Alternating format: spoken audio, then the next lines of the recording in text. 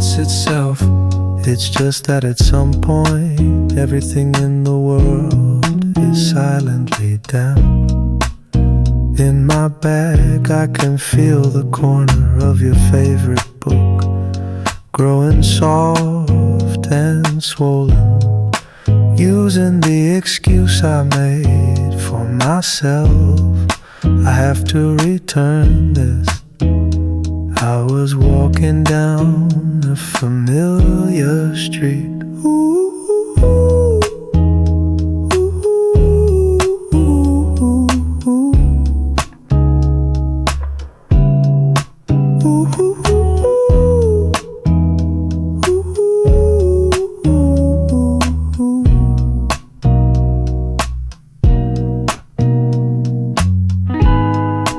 Finally I turned onto the street where your building is. The street light was flickering nervously.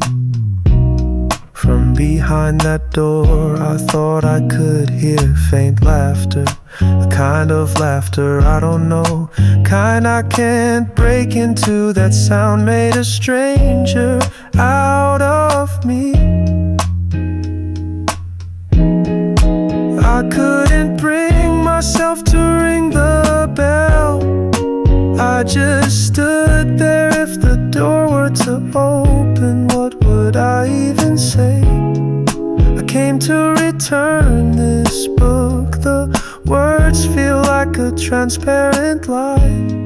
I just wanted to know if your world was still okay. No, maybe I just wanted to confirm if there was still a small space for me left in your world. Ooh, ooh, ooh, ooh.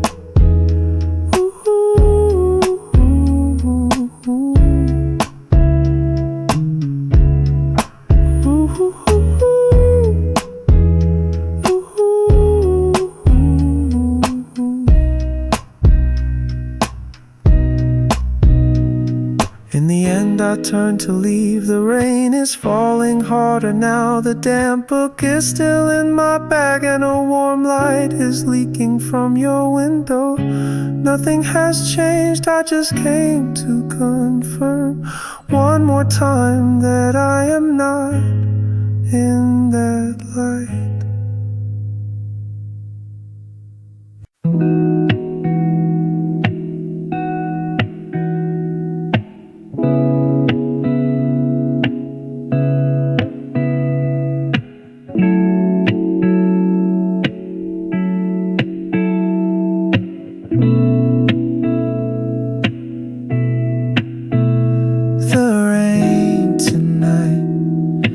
Knocks on the window pane as if it's trying to explain something.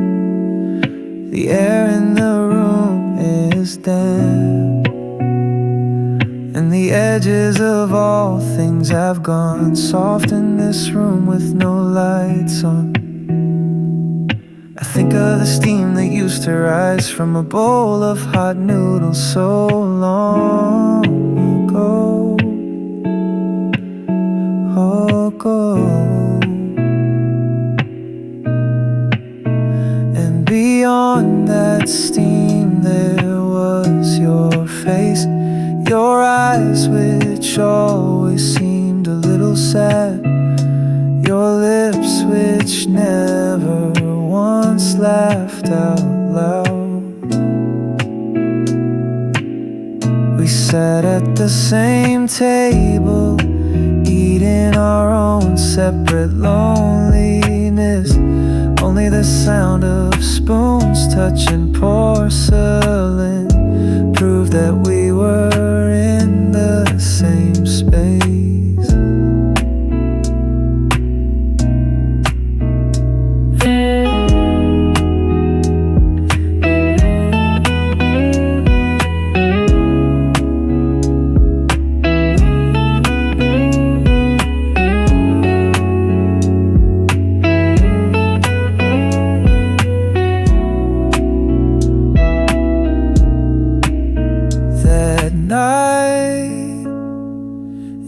I had held your shoulder, knowing that narrow hallway when your coat brushed against mine.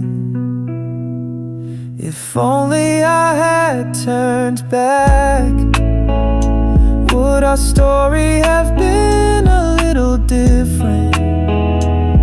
But we were always people who only practicing for a next time that would never come, practicing for a more realistic farewell. Tonight the sound of rain on the window pane sounds just like our footsteps walking towards each other, but never quite arriving, just like in that narrow dark hallway.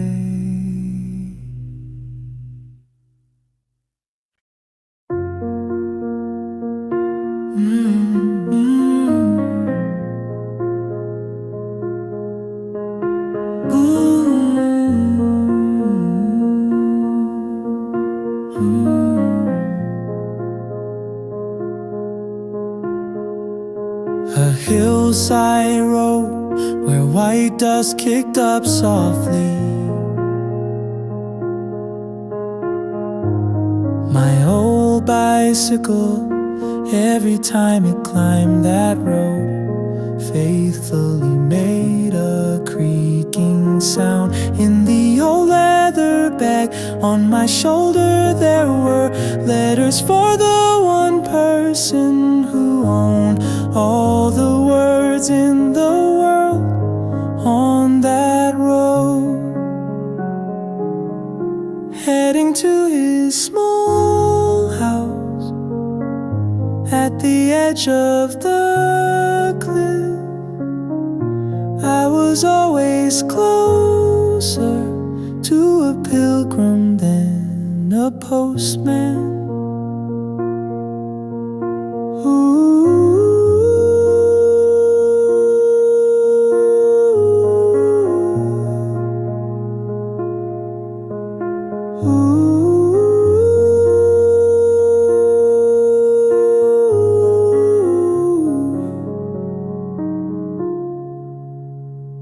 After that day, everything in the world began to look a little different.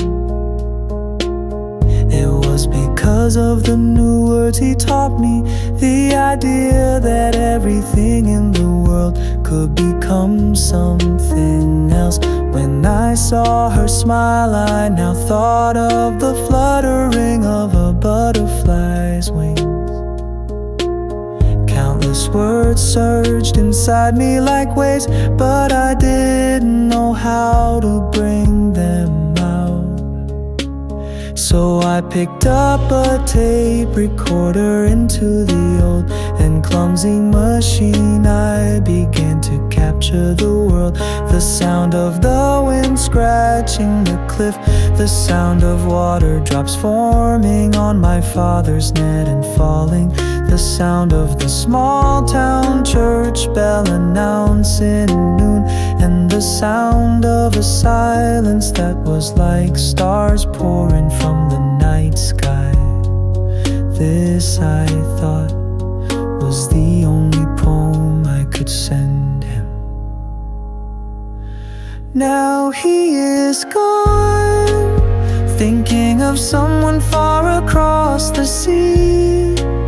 I press the button on the tape recorder. As this small tape turns, it carries all the sounds of this island and all of my heart. I wonder if this sound can cross the waves and reach you. Again I climb the hillside road where the white dust rises.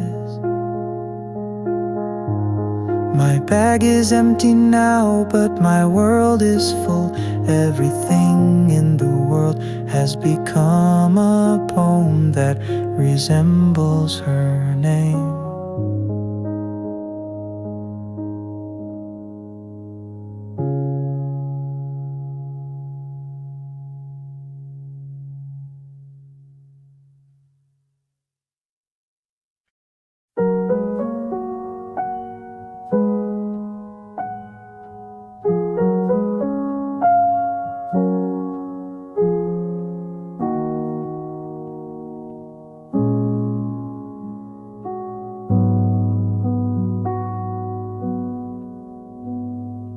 La la la la la la la la la la.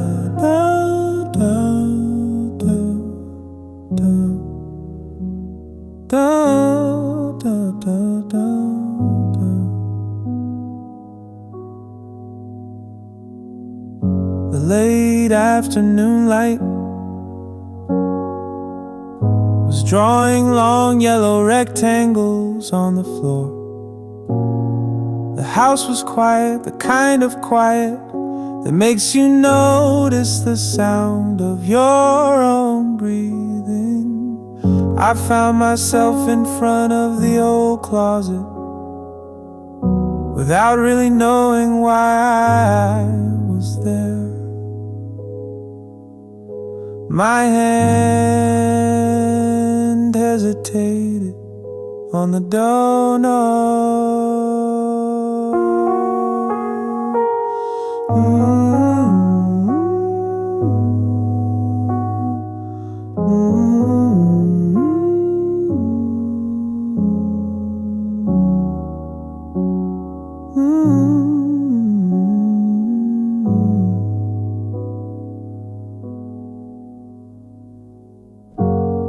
Inside, at the very back, behind everything else, was the box. The one we used to call our time capsule. When I opened it, the smell of dust and your time flowed out. The slightly smudged ink, your slanted handwriting. With every page I turned, you were here again, in this quiet room. It was like you were smiling, asking, are you well? The me of back then believed all the greetings on this paper would last forever. My fingers touching this paper now have realized everything too late. We lay on the hill, talking about the tomorrows that would stretch on endlessly, as if time itself belonged to us. While I was out chasing all the glittering things in the world, I didn't know the brightest thing was right beside me.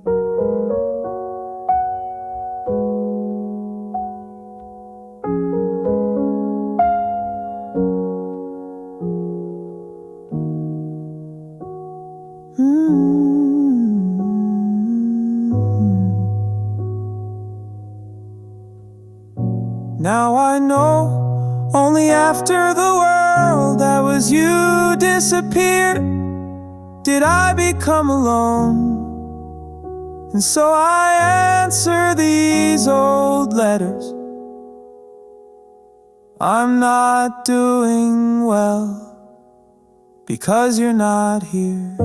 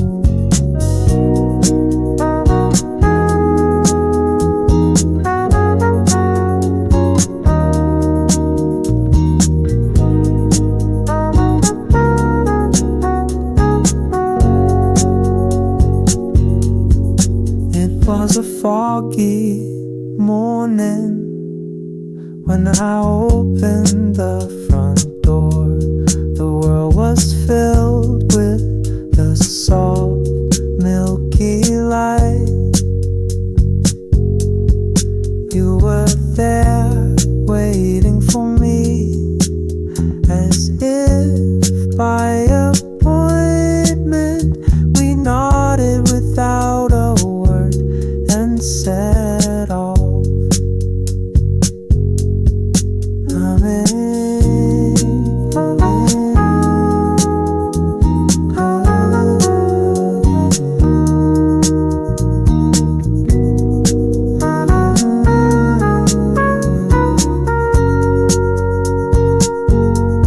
Because of the foggy morning when I opened the front door, the world was filled with a soft,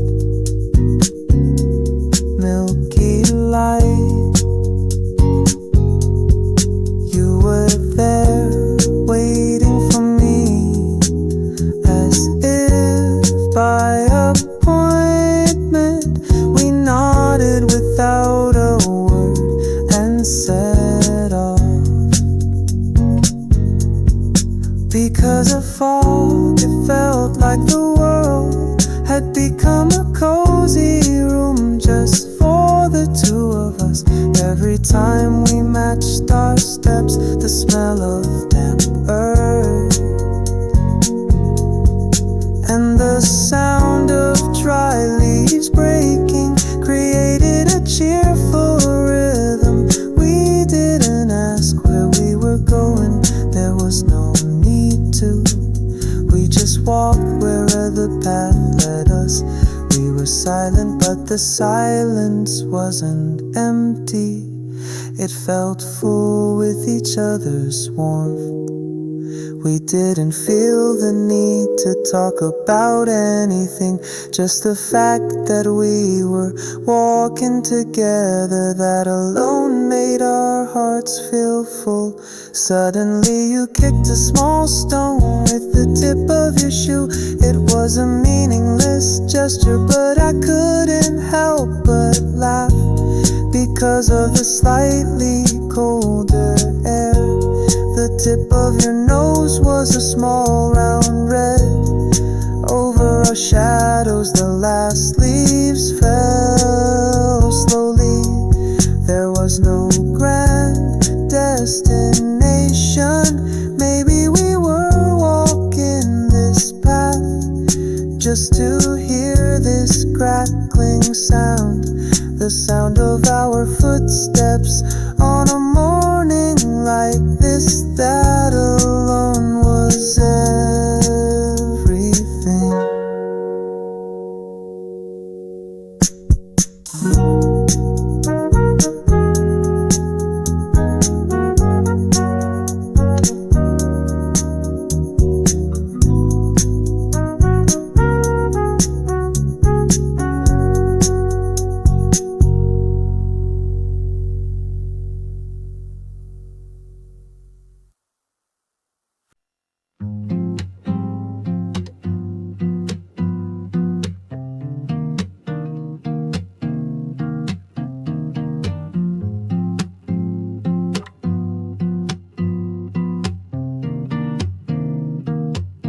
I remember how the sunlight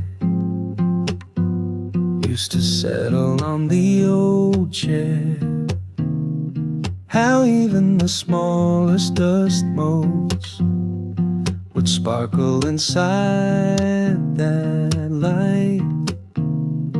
The width of your shoulders as you leaned on the windowsill, looking now, was the exact size of my world.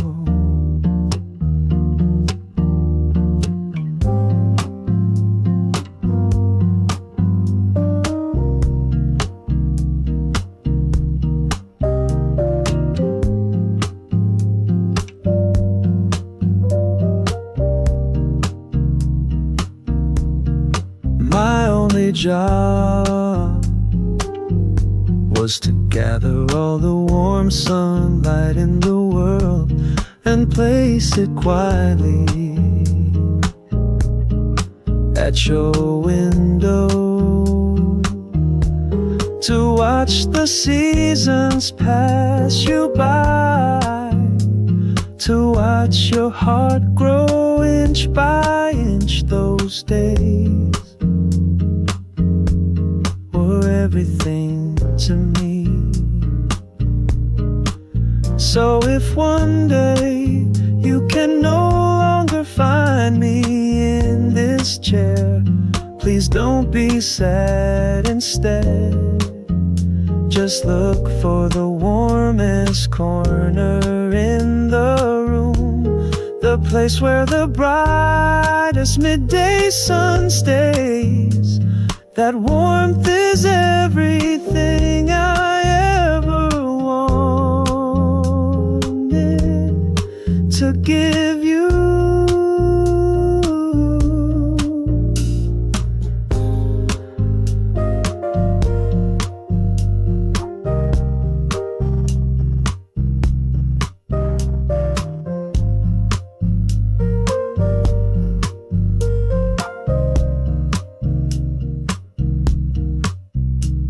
My edges are blurring now. I think I'm mixing with the light, and that's okay. I saw the world when it was all sunshine for you. That was enough. So please don't you cry. The warmest light in the world is all yours now.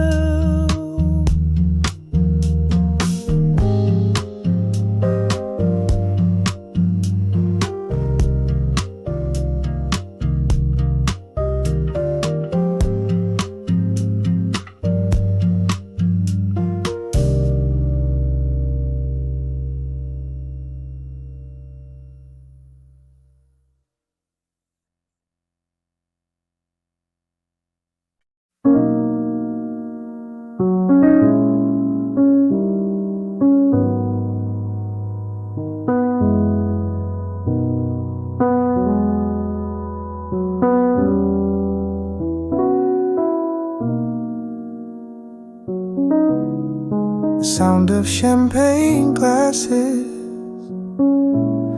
the laughter of strangers.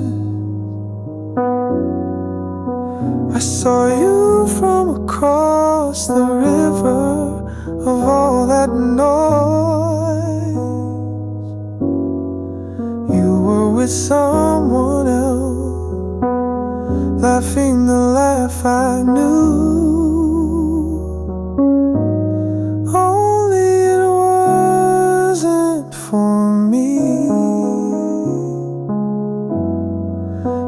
Started counting down from 10, 9, 8. The whole world was rushing toward a single moment. You looked up at the ceiling, and I looked at you. And when Happy New Year exploded like fireworks, I left without my coat. When the cold night air hit my cheek, I suddenly understood the fact that you get cold even in the summer. That wasn't just a fact, it was love.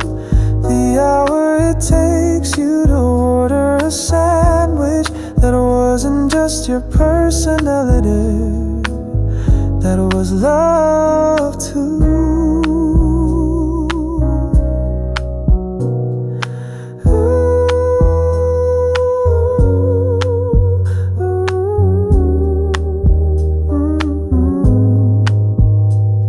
The fact that you're the last person I wanna talk to before I go to sleep. Fact that your voice is the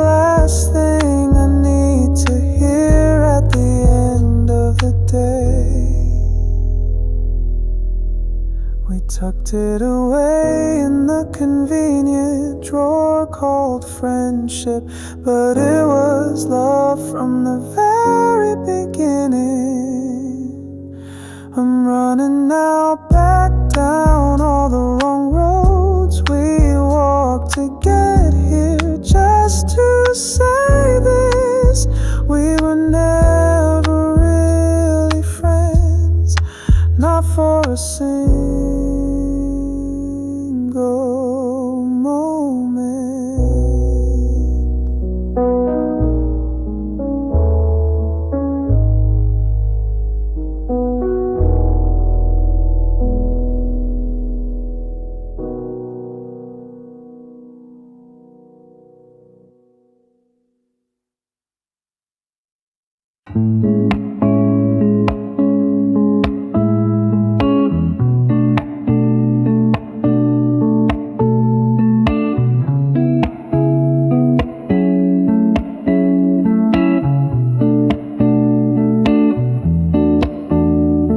Hello, announcement broke the cabin's silence. You looking out the window suddenly said, let's get off here. Led by those words, we stood at a station with a name we'd never heard before. The afternoon sunlight was warming the stone pavement of the unfamiliar city. For a long time, our conversation continued without a destination, into the alleys that were like the city's capillaries. Each time our shoulders brushed, the smell of bone-dry fabric came from the shirts we were wearing.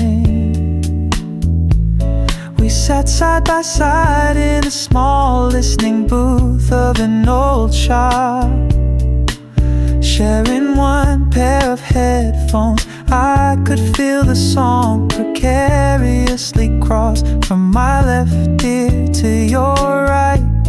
The faint sound leaking from the gaps tickled my ear, and our reflection in the mirror ahead of us was awkward and a little funny. It was more that our gazes scraped against each other rather than met, when the Ferris wheel paused for a breath at its highest point. The city lights were like yellow ink spreading in river water, a heartbeat I couldn't tell whose vibrated low in the air. There was a brief moment when the warmth of a shoulder leaning on the cold glass, the sound of your breath from so close, all of it was the entire world. The blue air of the hour just before dawn, it settled on the platform. You left behind words I couldn't tell were a promise or a whisper to yourself.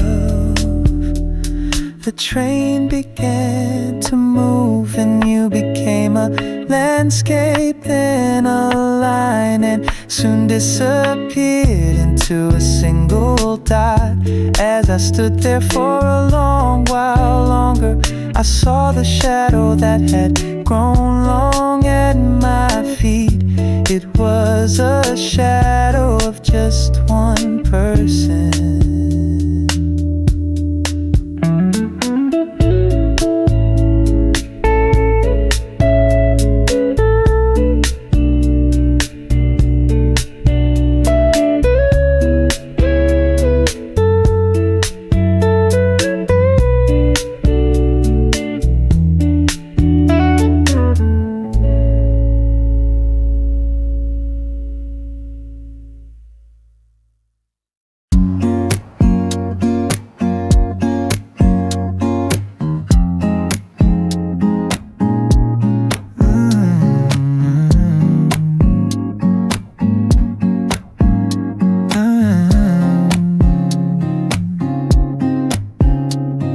sun had set, but the heat remaining on the low stone ground hadn't cooled and was floating in the night air. People each brought out old wooden chairs and gathered in the square. The sound of chair legs scraping on the stone, the short cries of children running around, the low voices soothing newborns all mixed together in the air. The smells of dirt, dust and late dinner were faintly embedded with the sound of a machine running. A single beam of light cut through the darkness and stretched out toward the white wall of the old building opposite. In the column of light, flying insects danced like silver powder. Soon people appeared inside the rectangular light, and unintelligible lines of dialogue burst out. The voices of the characters on screen and the whispers of the square, the movie's background music and the sound of night insects crossed over each other's boundaries. The shoulder of the person sitting right next to me and my own shoulder brushed in the sweat damp air, and everyone, as if by promise, held their breath or burst into laughter at the same moment. The head of a child who had fallen asleep in someone's arms slowly bent downwards. It felt like we were all sharing one giant breath. When the light disappeared, the white wall became just an old stained wall. People with heavy eyelids gathered their scattered chairs and slowly returned home. No one spoke, but in that silence, the warmth of the movie they had just seen still remained. Perhaps that night the townspeople were all finishing a second silent movie behind their closed eyelids.